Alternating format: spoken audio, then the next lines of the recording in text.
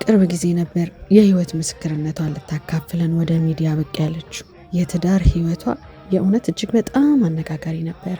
አረችማ አይናት ብሏት ነበረ በተሰጣት ኮሜንት። እውነት ይህንን ኮሜንት ሳነበው የምር ነበር የሳኩት።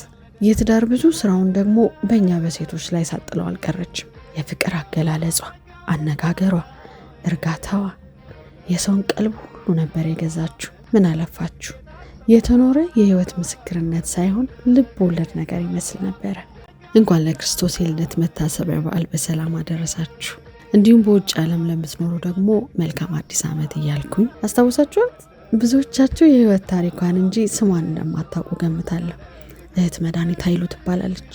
ብዙ ሴቶች እኛ ላይ ጫና አብዝታብናለች ቢሉኝ ጫናውን ለምን እንዳበዛች ለመጠየቅ የበዓል ቆይታዬን ከሷ ጋር አድርጌ ነበር።